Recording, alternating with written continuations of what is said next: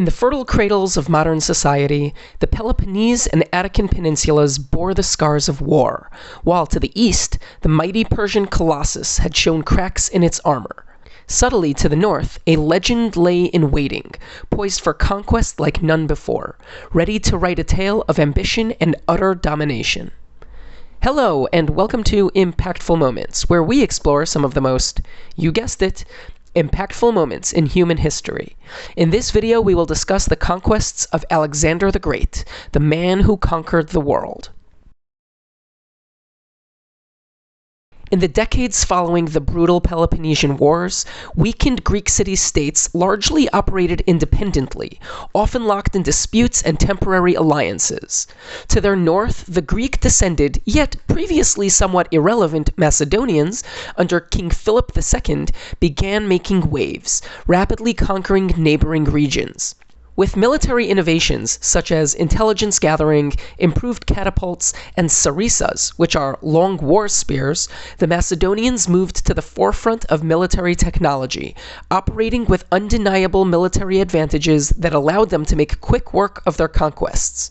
Following the Battle of Chaeronea in 338 BCE, King Philip had united practically all of Greece under his rule, instituting administrative, economic, and political reforms, as well as spreading a unified Greek culture throughout his growing kingdom.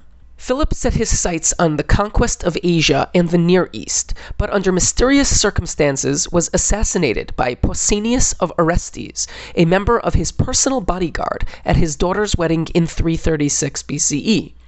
Among the turmoil, the crown was passed to his son Alexander III.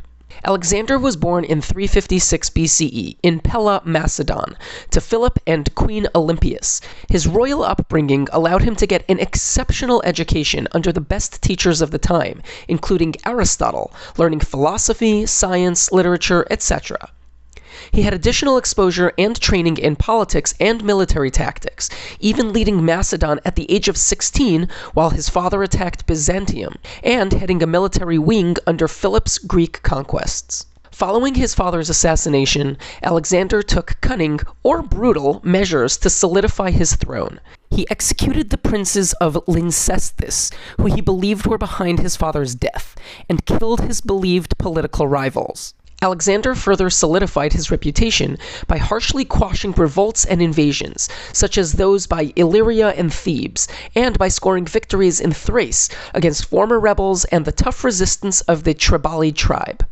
While his reputation solidified, Alexander turned his attention toward realizing his father's ambition of Asian conquest, specifically engaging the Persians, embarking on one of the most remarkable military campaigns in history. Alexander led a unified Greek and Macedonian army, commencing his journey by crossing the Hellespont into Asia Minor, where he met Persian forces in the Battle of the Granicus River in 334 BCE.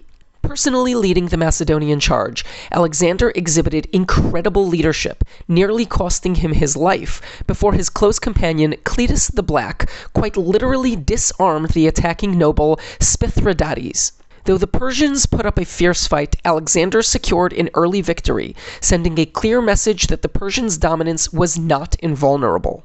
Alexander campaigned through Asia Minor's Persian and Greek city-states, allowing them self-rule provided they joined and supported his authority. He besieged Halicarnassus, where he was met with strong resistance, and ventured through the Taurus Mountains near Cappadocia, where his army overcame lacking water and a Persian scorched earth tactic in an attempt to starve out Alexander's army.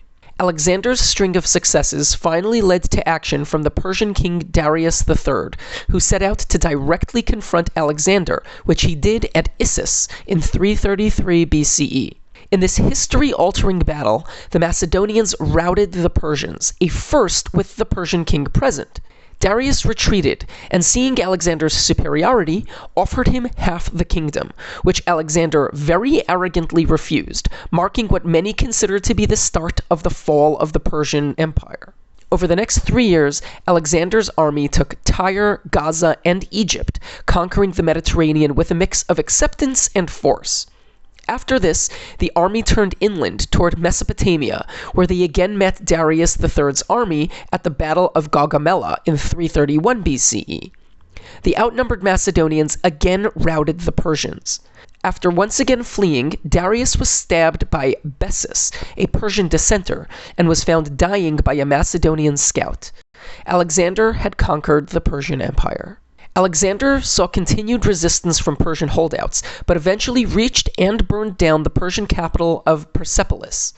Over the next 5 years, he continued on his journey to control the known world by conquering the Persian outskirts satrapies, such as Bactria, where he met Roxana, his wife. He led a follow-up campaign into India, where his armies struggled through several bloody battles before ending in victory. Alexander's conquest finally ended at the Hephaestus River, where his army, tired, longing for home, and intimidated by significant reputed forces on the other side of the river, refused to continue on. Upon his return journey, while in Babylon, Alexander contracted an illness. Whether by natural disease, poisoning, or other foul play, this illness lasted close to 2 weeks before Alexander, at age 32, died in 323 BCE. The conquests of Alexander the Great marked the beginning of the Hellenistic Age, an era defined by the fusion of Greek and local cultures, leading to a vast and diverse society.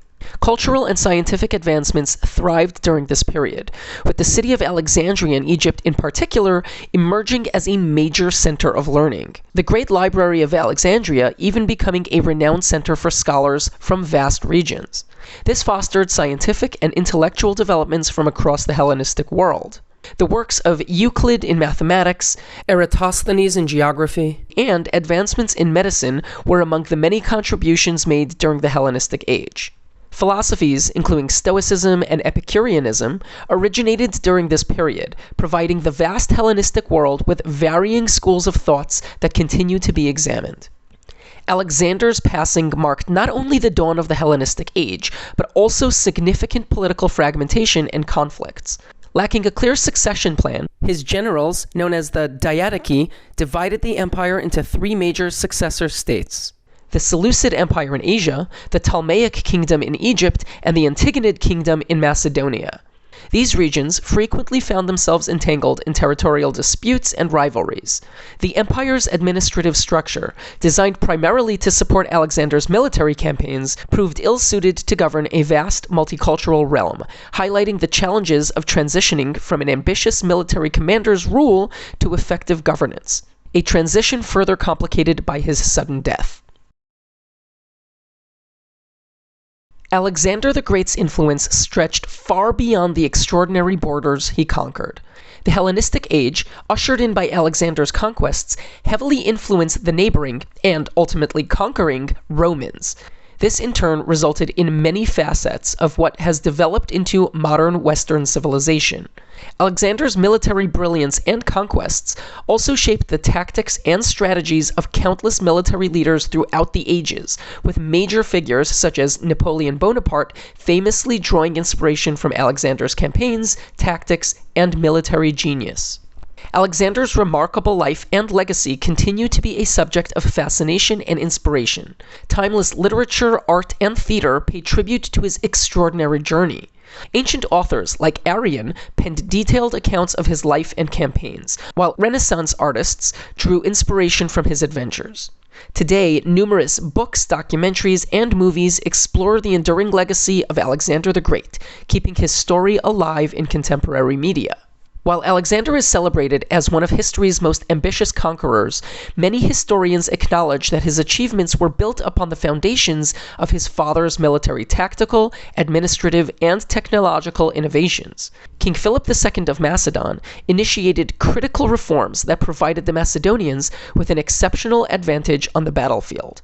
Alexander, with his unwavering ambition, took his father's legacy to fruition, combining these innovations with his own vision to reshape the world. If you enjoyed this video and found it informative, please consider liking and subscribing to our channel. Your support helps us to continue creating captivating, impactful historical content. Thanks for watching.